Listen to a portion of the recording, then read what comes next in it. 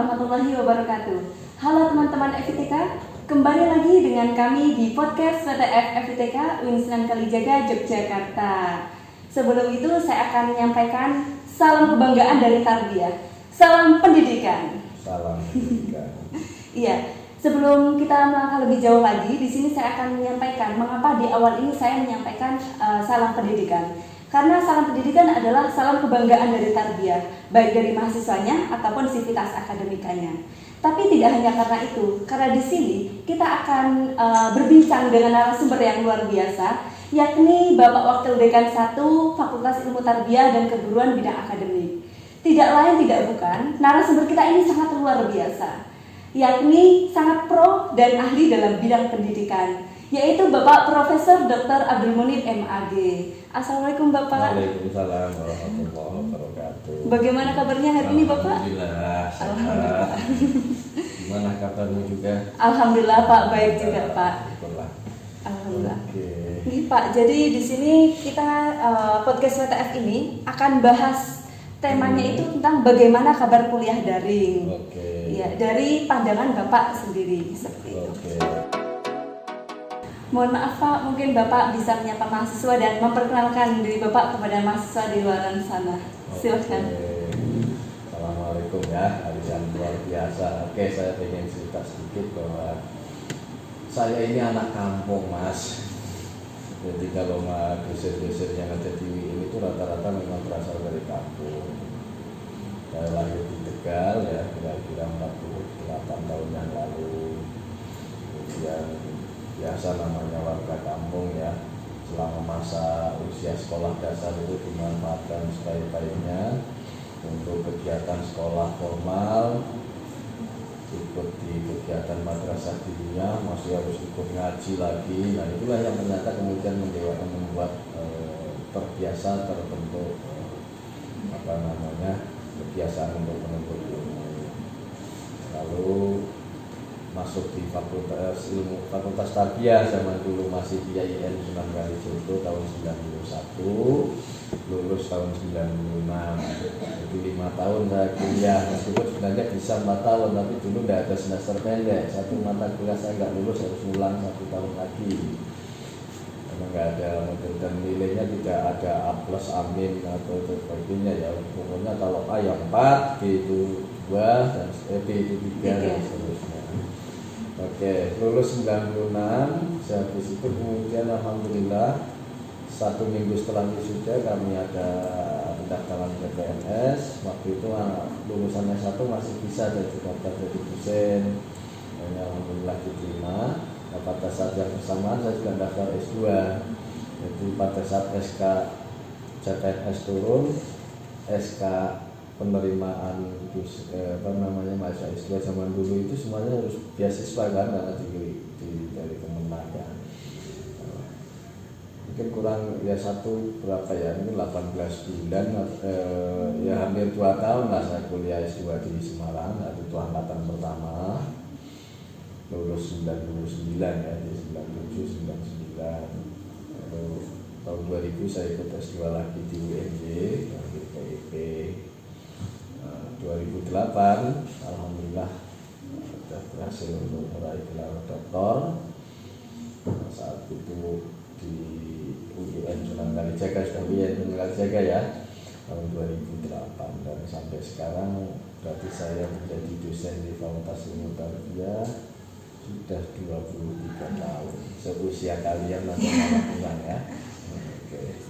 Itu ya, dan alhamdulillah pada semester tahun 2020 sejak bulan Agustus kalau nggak salah saya diamanati ya untuk ikut membantu Bu Dekan, Bu Dr. Raja Sri Sumarni menjadi wakilnya di bidang 1. Itu saja toh. Oke, terima kasih. Terima kasih Pak. Oke, baik. Jadi perkuliahan kita selama pandemi ini memang kita semuanya tidak pernah berharap ya akan ada musibah seperti ini, sehingga mau tidak mau untuk mengurangi resiko yang bisa terjadi akibat berkumpulnya banyak orang, dan itu sudah menjadi kesepakatan, bahkan mungkin sudah kebijakan di tingkat nasional sampai ke ranah UIN Sunan Kalijogo. Maka di bidang 1 yang menangani bidang akademik, Bapak Wakil Rektor 1 mengambil kebijakan untuk perkuliahan sampai detik ini dengan menggunakan perkuliahan daring atau online.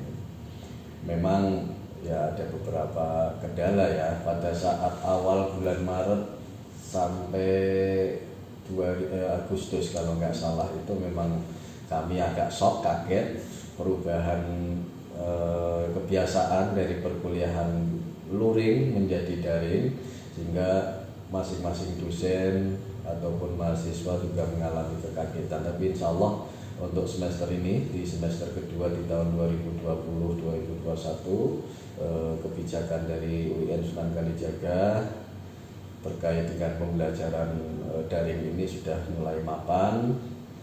Ada platform yang digunakan, yang di learning yang diintegrasikan dengan website UIN Sunan Kalijaga. Meskipun demikian, para dosen dan mahasiswa juga diberi kebebasan untuk menggunakan platform lain. Yang penting selama perkuliahan itu ada 2 mekanisme perkuliahan. Yang pertama terkait dengan tatap muka atau sinkronus ya, itu bisa menggunakan Zoom. Kami di fakultas mewajibkan minimal 3 kali untuk tatap muka Zoom. Pertimbangannya 3 kali itu di awal perkuliahan, kemudian menjelang UTS, dan 1 kali menjelang ujian akhir semester. Harapannya dengan minimal 3 itu bisa saling kenal, memahami antara dosen dan mahasiswa. Namun demikian, di tingkat pascasarjana kami harapkan mereka secara finansial tidak merasa terbebani ya, terutama mahasiswanya karena sudah dewasa. Itu sebaiknya memang lebih banyak lagi. Tapi di mahasiswa S1 yang kemarin artinya dapat masukan bahwa mereka berasal dari berbagai daerah, terkendala sinyal, terkendala macam-macam, akhirnya ambil jalan tengah, tiga kali pertemuan secara sinkronus selama 1 semester itu minimal. Nah, memang banyak hal ya terkait dengan perkuliahan daring ini. Tentu tidak seefektif perkuliahan luring karena jelas keterbatasan sinyal itu menjadi penghambat utama. Dan yang paling kami merasa prihatin atau merasa itu mahasiswa yang masuk semester 2 sekarang ini. Jadi mereka sejak masuk pendaftaran sampai detik ini itu mungkin di antara mereka ada yang belum pernah lihat kampusnya, tidak pernah melihat dosen-dosennya. Nah ini Masya Allah mereka, tapi ya insya Allah nanti gimana lagi sudah ini. Tapi kedepannya memang kebijakan UIN sudah ada antisipasi untuk perkuliahan tidak selamanya daring ya, ada yang luring, ada yang daring, yang namanya blended learning. Jadi nanti di perkuliahan itu mungkin yang hadir dalam satu kelas 15 orang maksimal, nanti di samping itu juga yang dari luar bisa menggunakan Zoom. Apalagi baru saja saya baca di kebijakan Pemda Yogyakarta sudah mulai akan menerapkan uji coba untuk perkuliahan luring ini. Ya tentu banyak kendala ya yang dihadapi, di samping juga perubahan kebiasaan. Ada beberapa yang memang ketika perkuliahan daring ini tidak seefektif yang luring. Kira-kira begitu yang bisa saya sampaikan. Mudah-mudahan nanti bisa segera berakhir pandemi ini sehingga mereka bisa berkumpul kembali di fakultas. Nih Pak, jadi dari mahasiswa itu kan juga ada kendala, ternyata dari pihak dosen ataupun dekanat juga banyak kendalanya juga ya Pak ya untuk kegiatan daring seperti ini. Ya, sejauh yang saya tahu, kendala yang mungkin dihadapi para dosen namanya perkuliahan daring itu tentu ya persiapannya lebih harus disiapkan sejak awal, karena mereka harus men-share materi, men-share tugas-tugas. Tapi ada juga yang kendalanya mungkin karena faktor ya tadi, faktor interaksinya tidak seefektif ketika perkuliahan luring, sehingga ya sebagian besar memang tidak menggunakan platform yang seragam. Ada terutama yang paling banyak digunakan adalah grup WhatsApp ya, yang dari cara itu kemudian bisa terjadi interaksi. Tapi tidak setiap hari kan dosen dengan grup yang sangat banyak itu memantau. Ini yang kemudian memang menjadi problem ya, sehingga mohon maaf mungkin ada sebagian dari anak-anak kita yang merasa perkuliahan ini belum berjalan maksimal karena dosennya terlalu sibuk, atau mungkin karena ya tadi namanya perkuliahan daring, kadang jam perkuliahan itu antara jam sekian-sekian, tidak, yang bersangkutan ada kegiatan di tempat lain sehingga tidak sempat untuk mengontrol perkuliahan itu, baru kemudian digantikan di waktu yang lain. Nah itu yang kemudian menjadi bertumpuk-tumpuk begitu. Tapi kami himbau memang lewat surat edaran dari fakultas ya, bagi para dosen cobalah untuk meningkatkan kinerjanya, karena kami mendapatkan masukan dari teman-teman adik-adik mahasiswa bahwa sebagian ada yang memang belum berjalan efektif, sehingga kami mohon dengan sangat para dosen untuk kembali meneguhkan komitmen dalam menjalankan tugas-tugasnya. Iya Pak. Kira-kira. Mungkin dari masa tuh juga banyak yang ingin bertanya nih untuk kegiatan daring ini dari pihak akademik, khususnya di bidang akademik itu mempersiapkan program unggulan apa sih Pak yang bisa menguntungkan mahasiswa seperti itu? Oke, ya kami menyusun program, asumsinya dulu memang pada saat kondisi normal ya, kondisi normal, tapi nanti juga bisa dilakukan penyesuaian bahwa di program bidang akademik itu membawahi atau mengurusi untuk urusan perkuliahan ya, pendidikan, lalu penelitian, kemudian yang ketiga adalah pengabdian masyarakat. Jadi fokus kami di bidang satu adalah tridharma perguruan tinggi. Nah untuk pendidikan tadi sudah disampaikan, perkuliahan memang berjalan seperti ini. Nah untuk penelitian, untuk program unggulan ya, Fakultas Ilmu Tarbiyah dan Keguruan UIN Sunan Kalijaga memang selama ini sudah dianggap sebagai fakultas yang terbesar di UIN, kemudian juga tertua di seluruh Indonesia ya, sehingga udah banyak anak cucu. Tapi karena ketuaannya kadang terlalu asik dengan dirinya sendiri, boleh dikatakan ini otokritik ya. Kalau usia semakin tua kan kadang semakin pikun. Maksud saya begini, kebanggaan terhadap nama besar UIN Sunan Kalijaga kadang melalaikan mereka untuk lebih bekerja secara profesional. Tetapi secara by design ya, untuk program terutama ini kekuatan dalam aspek penelitian di kami di bidang satu, untuk dosen-dosen biar mereka produktif, ada yang disebut dengan kegiatan rekognisi dosen. Setiap dosen sudah saatnya, bahkan hukumnya fardhu ain untuk melakukan kegiatan riset, termasuk juga pengabdian masyarakat, yang hasil riset itu kemudian dipublish di jurnal-jurnal terkemuka, jurnal-jurnal yang berakreditasi dalam negeri ya, yang SINTA 1, 2, 3, 4, 5, termasuk juga kalau memungkinkan untuk jurnal internasional berakreditasi. Kenapa ini penting? Karena sekarang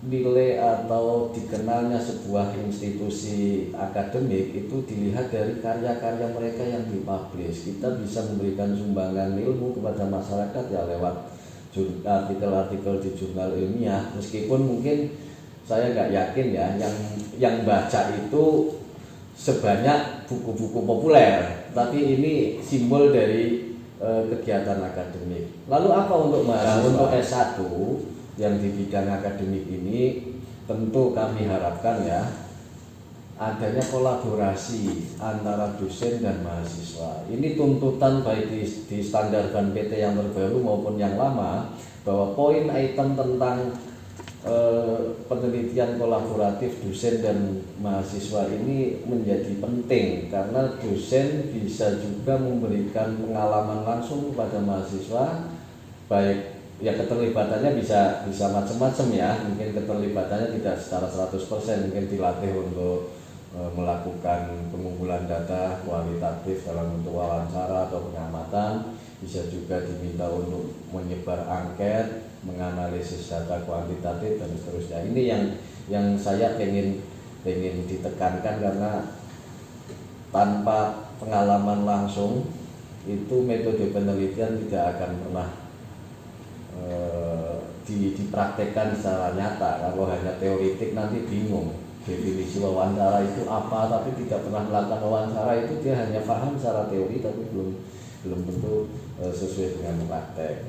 Nah itu jadi penelitian kolaboratif, termasuk saya menginginkan ya semua prodi itu punya roadmap, peta jalan penelitian untuk 5 tahun mendatang. Ini yang perlu saya benahi itu di situ. Kenapa?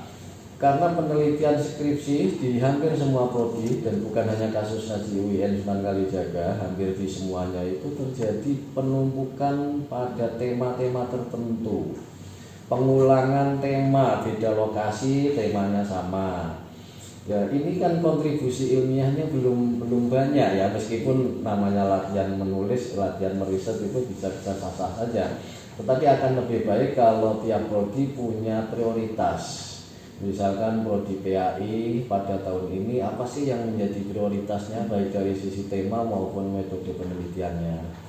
Prodi yang lain di pendidikan MIPA, matematika, fisika, biologi kami minta untuk membuatkan roadmap riset ya, agar tidak terjadi penumpukan tema. Ke depan memang kami ingin ya mengidealkan ada yang dulu itu tarbiyah punya namanya bina riset, sebuah unit di fakultas. Dulu skripsi kumpul di situ dan di bina risetlah mereka ada semacam klinik penulisan karya ilmiah. Kenapa ini penting? Ya kadang dosen pembimbing itu kan bisa saja ya selama proses bimbingan itu kurang berjalan efektif karena banyak hal. Padahal mahasiswa juga butuh kepastian bagaimana sih saya seharusnya meneliti.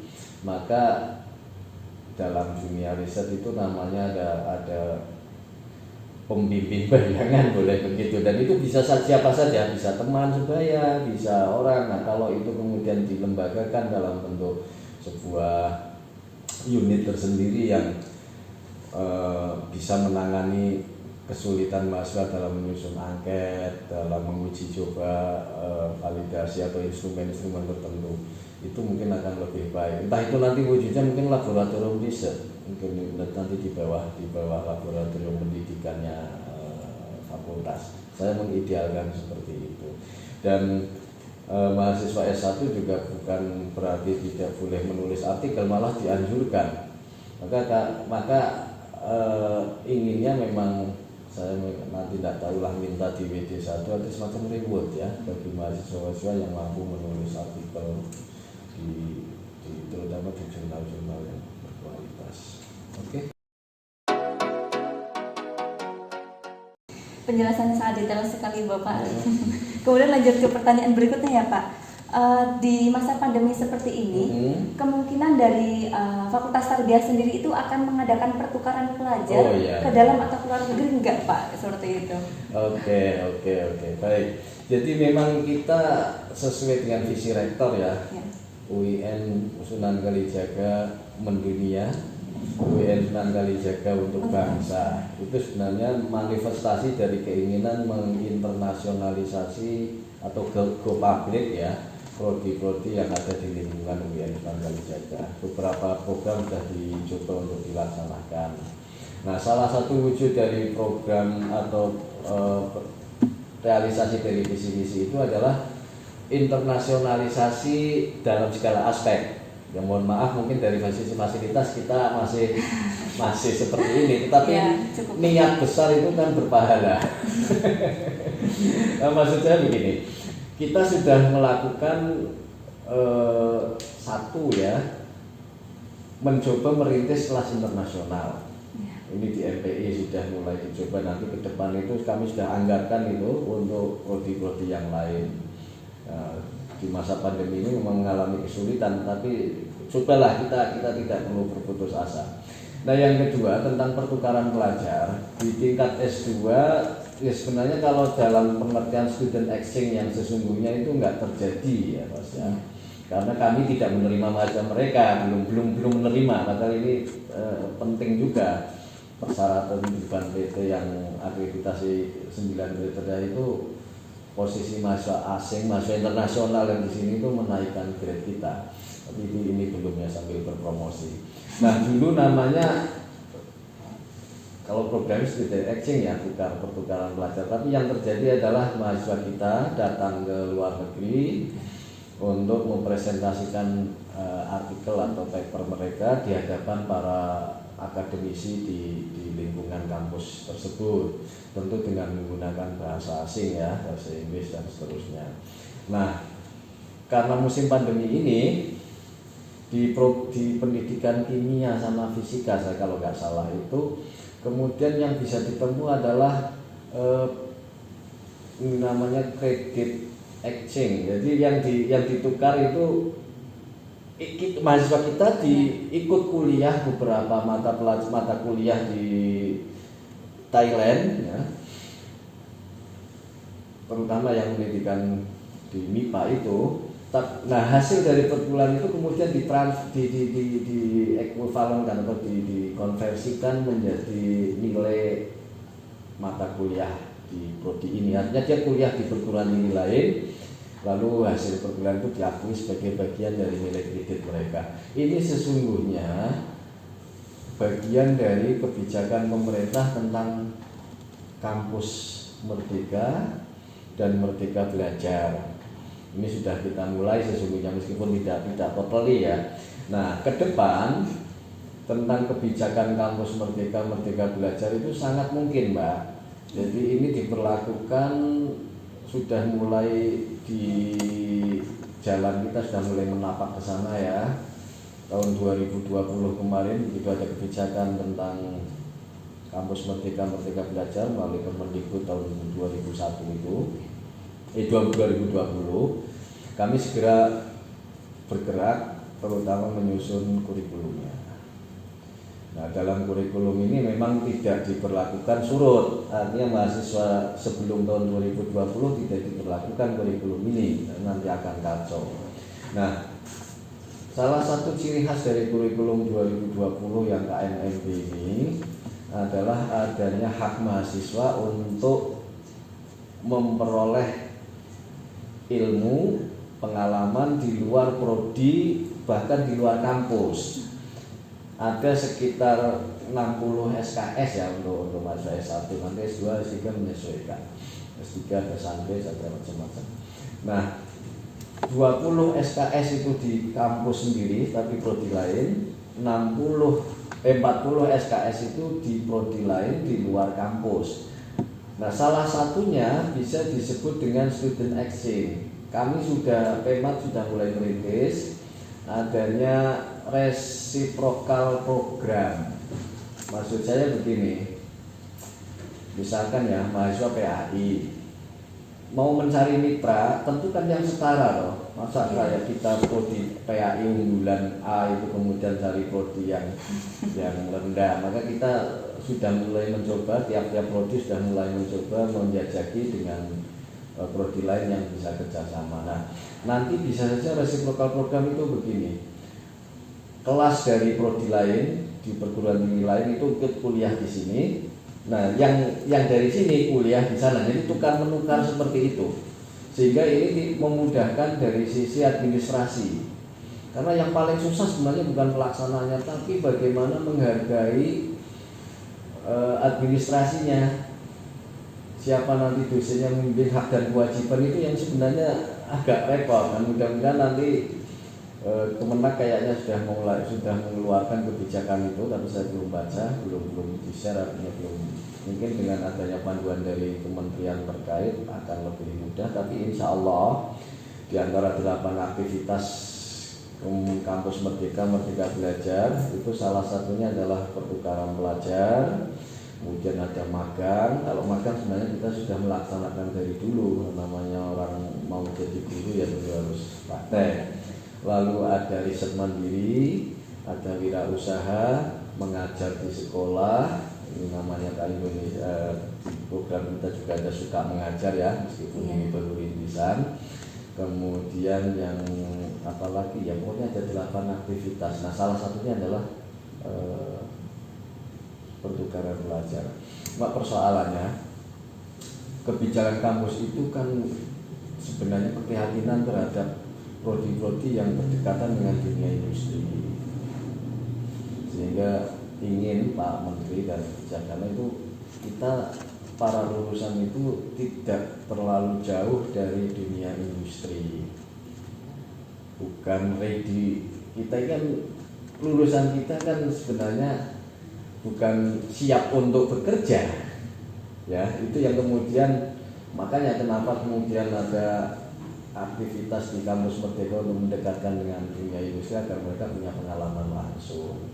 Nah kita terutama fakultas-fakultas agama di pendidikan, kalau pendidikan masih mungkin kita ilmunya ilmu praktis, kita bisa magang di sekolah-sekolah, di lembaga-lembaga pendidikan, termasuk juga mungkin di penerbitan dan seterusnya masih memungkinkan. Tetapi kalau yang prodi-prodi, mohon maaf ya, yang coraknya berpikir abstrak kayak filsafat dan seterusnya mungkin agak kebingungan. Dan ini sedang proses ya Mbak ya, jadi setiap prodi kami minta untuk mencoba menjajaki mata kuliah apa yang nanti bisa ditawarkan kepada mahasiswa untuk ngambil di tempat lain, dan juga kesiapan untuk barangkali dari prodi lain juga mau ke sini. Oke. Ya, Pak. Sangat ini ya Pak ya, ceritanya motivasi gitu. Soalnya kan banyak mahasiswa yang ingin ada pertukaran pelajar seperti itu. Ya kalau Anda nanti dulu cita-citanya pengen ke UNJ nggak terlaksana kan bisa saja lewat kesempatan ini ikut lihat kampus di sana. Betul, itu nanti bisa saja sangat mungkin kerjasama itu terjadi. Iya Pak.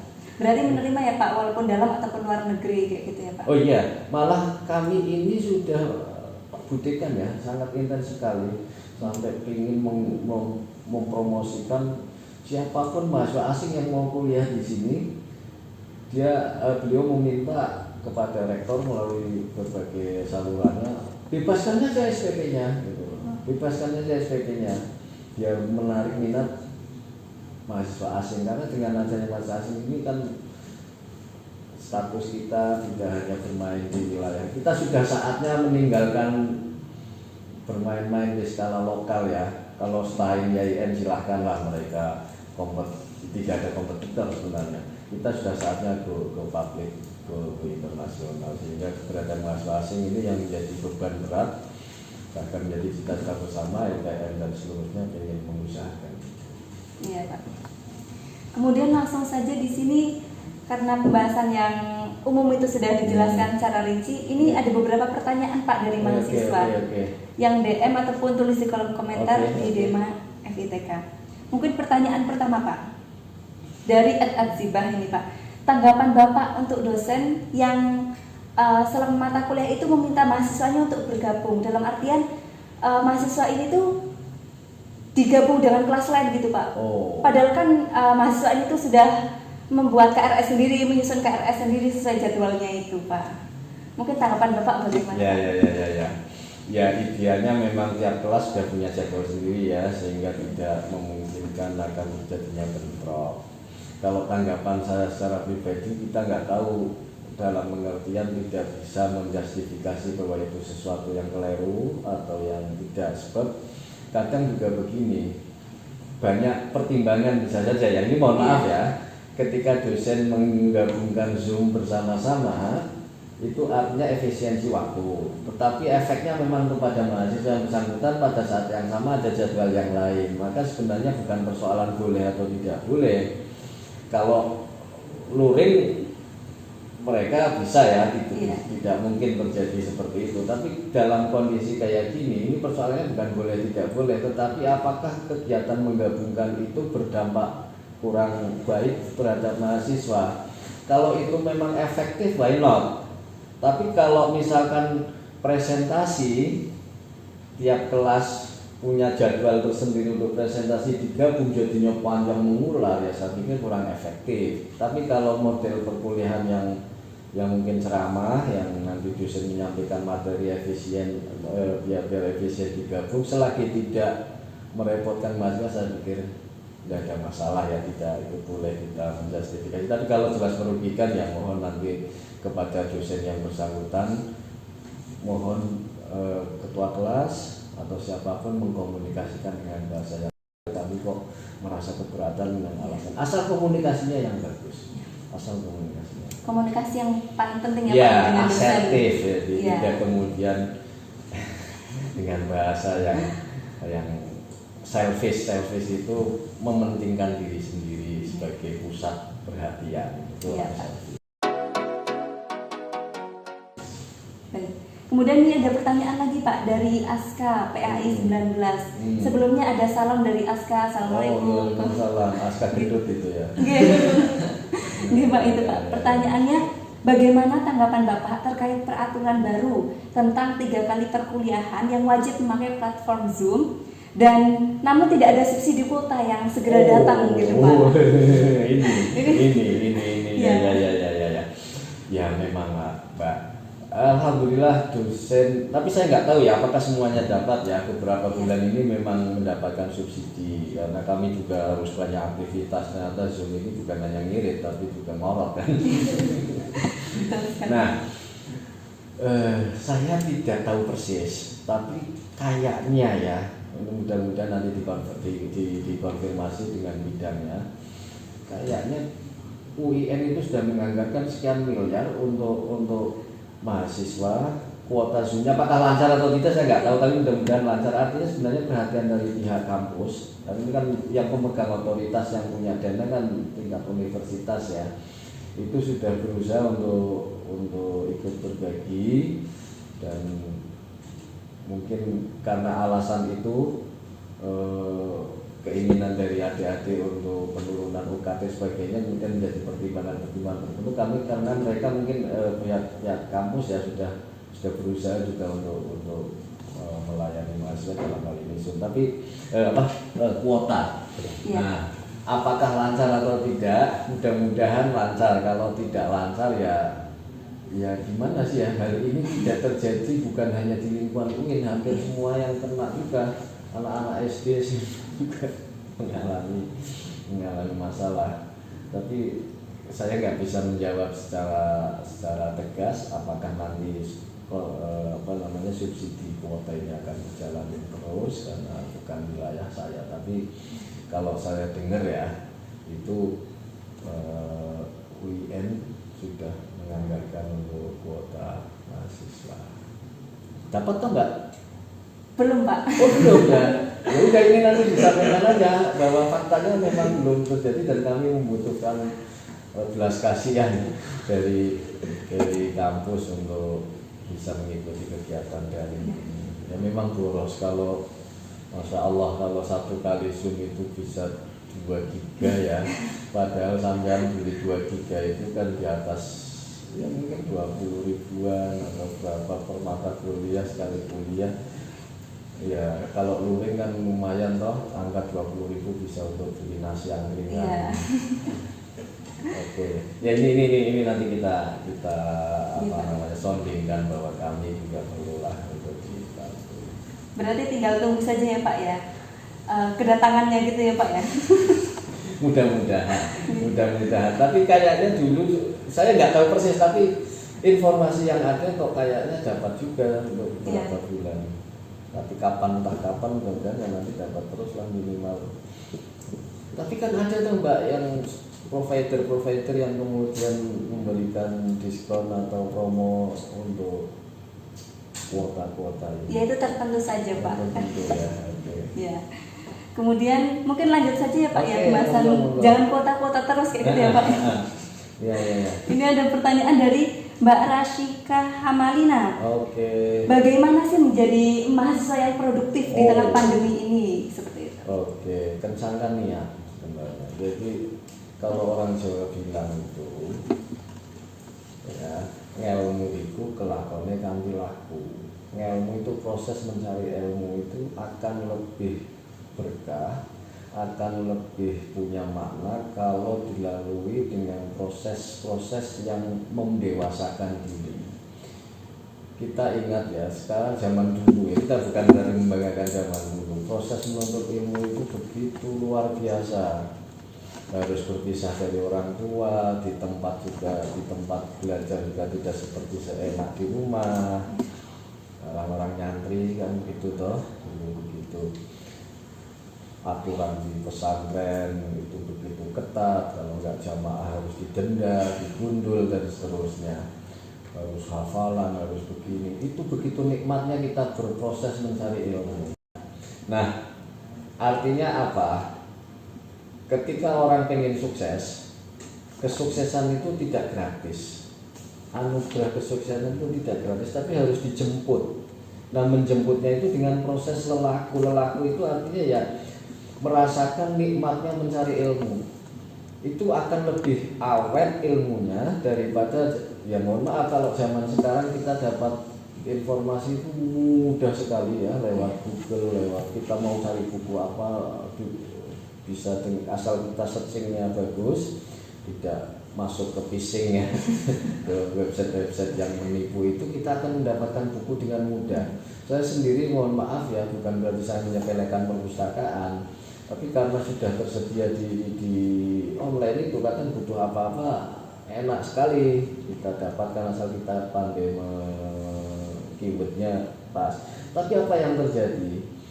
Semakin tersedianya informasi keilmuan yang melimpah itu, kemudian ya sudah dibaca sekilas pintas sesuai dengan kepentingan, dan di situ mungkin 1 minggu berikutnya lupa bahwa saya pernah baca buku itu. Jadi ini kayak semacam, karena prosesnya begitu mudah. Jadi sesuatu yang diperoleh secara mudah, kadang keluarnya juga mudah juga. Tapi sesuatu yang kita dapatkan secara sulit, maka kita akan pertahankan itu. Kayak cowok-cowok itu kalau PDKT-nya sesulit itu kan biasanya dia nggak mudah putus. Kalau mau putus sayang kan. Tapi kalau dapatnya secara mudah, dia jadi fuckboy. Kemana-mana terbawa pesona, karena begitu mudahnya mendapatkan itu. Nggak ada yang berkesan. Maka kalau kita ikuti memaknai perintah Rasul utlubul ilma ya, yang diperintahkan kan proses cari ilmunya, bukan hasilnya. Persoalan hasil itu urusan belakang, tapi Allah menghargai proses mencari ilmunya. Ngelmunya itu angel nek durung ketemu, itu ngelmu itu.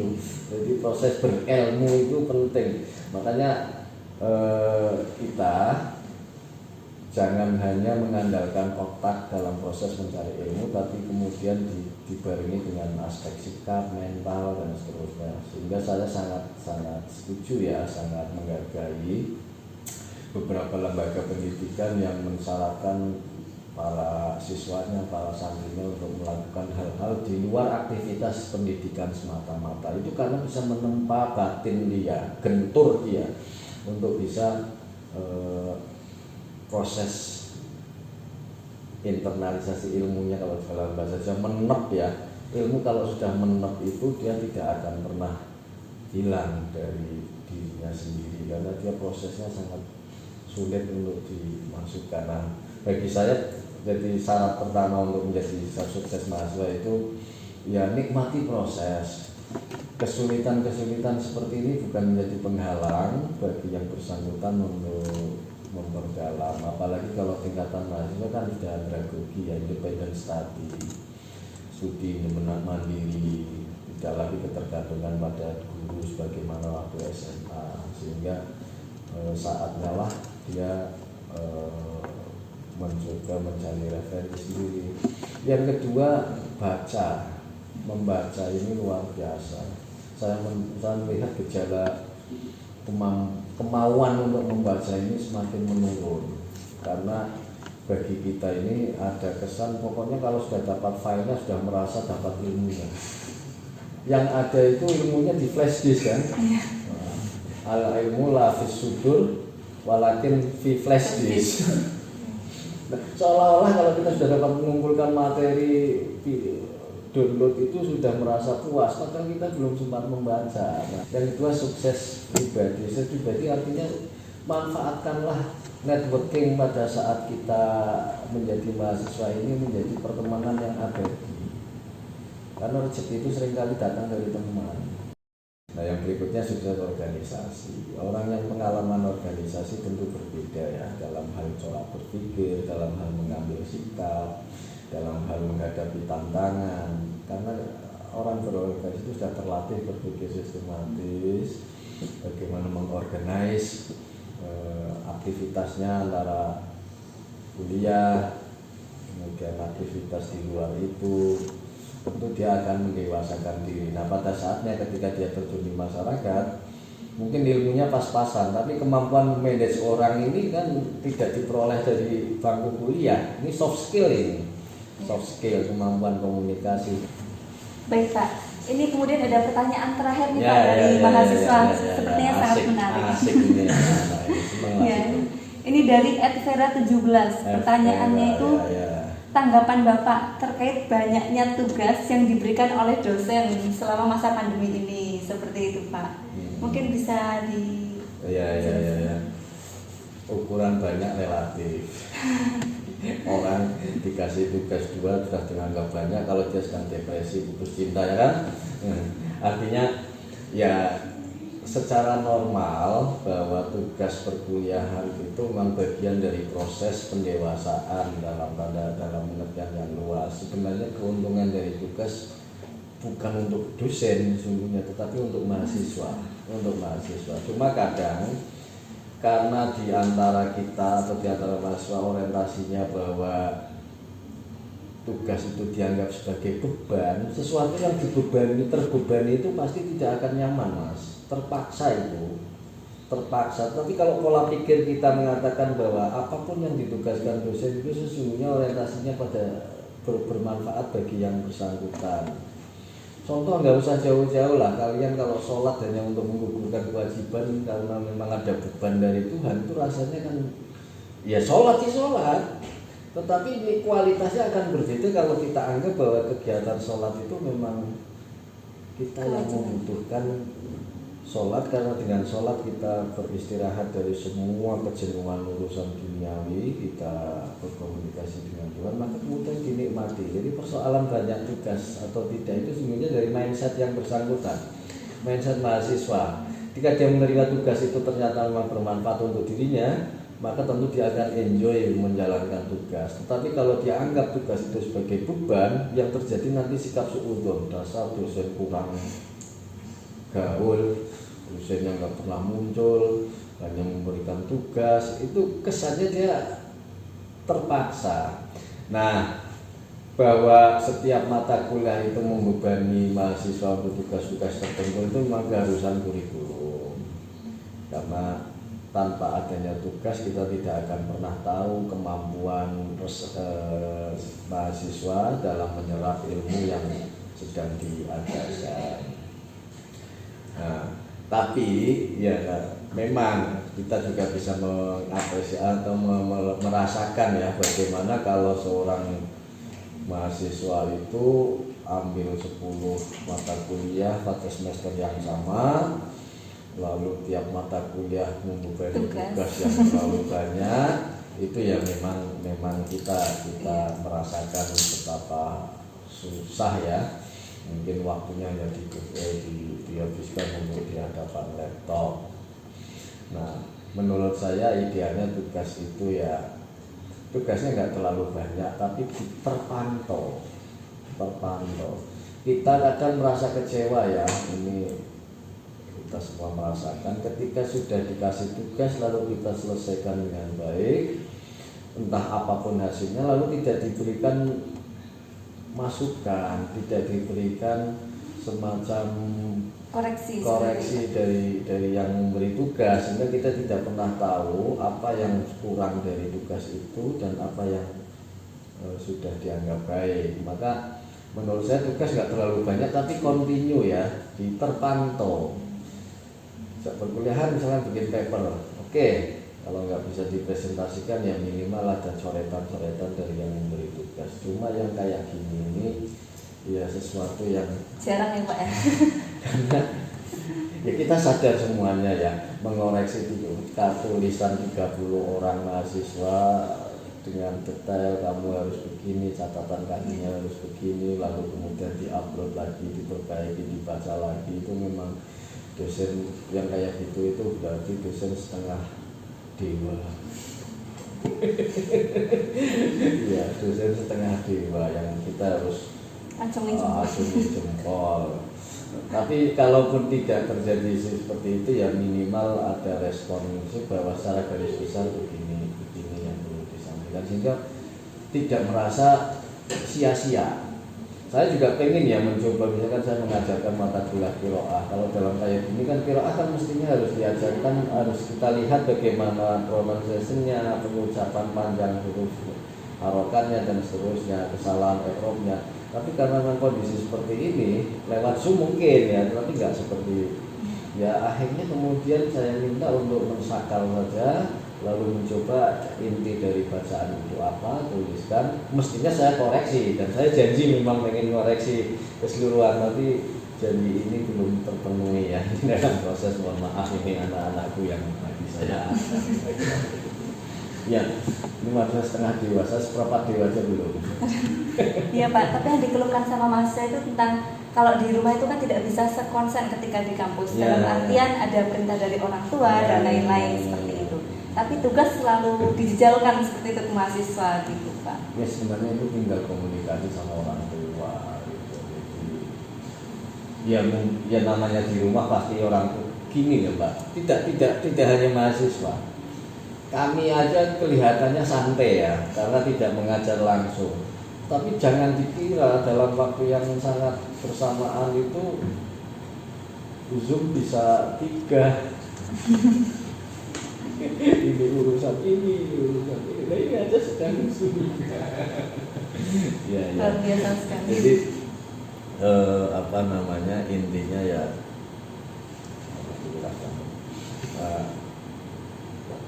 bagaimana kita memandang tugas itu. Makanya dosen yang baik itu mestinya diberitahu bahwa tugas ini bukan untuk saya. Kalau saya udah pinter, misalkan ngomong kayak gitu ya, sombong gitu kan boleh. Kalau saya udah pinter, ini tugas untuk kalian, Nah, manfaatnya apa? Misalkan kemampuan. Dulu saya belum mata kuliah statistik dulu tuh luar biasa, belum ada aplikasi, harus menjumlah sekian. Kalau salah di awal sudah sampai jauh itu harus diulang lagi. Itu bisa saja semalaman nggak tidur itu bisa, tapi nikmat ketika kita tahu bahwa oh ini nanti dipakai pada saat untuk menganalisis data seperti ini dan seperti itu. Jadi sebenarnya ya memaknai tugas tergantung yang bersangkutan. Cuma kalau memang ada dosen yang hanya memberikan tugas dalam satu semester itu tugas tidak kira-kira sesuatu yang berlebihan tentu tidak baik. Sesuatu yang berlebihan tentu tidak baik. Kalian makan kebanyakan juga tidak baik. Kekurangan juga bisa membahayakan kesehatan kita. Betul Pak. Oke. Berarti kuncinya satu ya Pak, nikmati prosesnya. Nikmati proses. Jadi tadi kuncinya ngelmu itu kelakonnya kanthi laku. Orang berproses menurut. Ya kamu jangan lihat aku sekarang seperti ini. Proses sesungguhnya bagaimana saya menikmati kehidupan perkuliahan tahun 90-an ya. Masih pakai sepeda ondel, kadang kalau sepedanya gembes harus jalan kaki sepanjang berapa kilo gitu, nunggu angkutan dan seterusnya. Itu kita nikmati dan itu kita nanti akan tersenyum ketika ingat masa lalu. Ya Allah, nikmat betul lah ini. Ya semuanya proses itu tidak akan pernah mengkhianati hasil. Itu intinya. Cuma sekarang berbeda dengan zaman dulu ya. Kalau saya kuncinya, the real winner is the fastest sekarang ini. Jadi pemenang sejati kita hidupkan seolah-olah fastabiqul khairat kompetisi. Pemenang sejati untuk era ini adalah yang tercepat. Bukan lagi the fittest. Fittest itu orang yang happy, teliti, perfeksionis. Itu ketinggalan nanti. Orang yang selalu pengen tampil sempurna, pengen menulis sempurna, ini nanti akan ketinggalan. Perfeksionis, the fittest ya. era sekarang adalah the fastest, yang tercepat mendapatkan informasi, yang tercepat mengumpulkan tugas, yang tercepat memperoleh pasangan, yang tercepat memperoleh pekerjaan. Ya, itu menurut saya era sekarang adalah the fastest. Ya. Ya. Alhamdulillah ini pertanyaannya sudah habis. Terima kasih Bapak yang sudah meluangkan waktunya untuk podcast salam kali ya ini. buat teman-teman yang lain. Siapa? Jangan patah semangat, pokoknya mencari ilmu itu dinikmati. Saking prosesnya yang begitu sulit di masa lampau, maka para penuntut ilmu dikelompokkan menjadi bagian dari orang yang berhak memperoleh zakat di masa lalu, ya kan? Karena memang zaman dulu prosesnya begitu. Apalagi kalau kita lihat di masa lampau itu ada namanya rihlah ilmiah. Kalau sekarang dimaknai rihlah ilmiah piknik ya. Dulu enggak. Jadi misalnya Ibnu Khaldun, dia orang kelahiran daerah Muslim tapi sebelah barat ya, daerah Maroko, daerah Sudan dan dia keliling. Dua imperium kan ada dua Umayyah di Eropa, di Spanyol, lalu Abbasiyah di Baghdad. Nah, perjalanan dari barat ke timur, dari timur ke barat menuntut ilmu itu zaman dulu sangat populer. Di kalangan kita sebenarnya ngikuti namanya santri kalong, nama-nama ya habis dari pesantren ini, pesantren ini, pesantren ini. Nah itu kalau dinikmati ya asik. Asik. Siap. Baik Pak, terima kasih. Ya. Mungkin bisa setelah ini penutupan saja. Dan baik, pembahasan tentang bagaimana kabar kuliah daring kali ini dicukupkan terlebih dahulu. Dan poin yang sangat penting yang bisa diambil adalah pemenang hari ini tuh yang the fastest, bukan yang the fightest. Seperti itu kata Profesor Abdul Munib. Kemudian terima kasih telah menyaksikan dari podcast PTF Dema FITK Universitas Kalijaga. Saya Salsabila Iti Rasul Azibah dan Bapak Profesor Dr. Abdul Munib MAG pamit undur diri. Assalamualaikum warahmatullahi wabarakatuh. Sampai jumpa.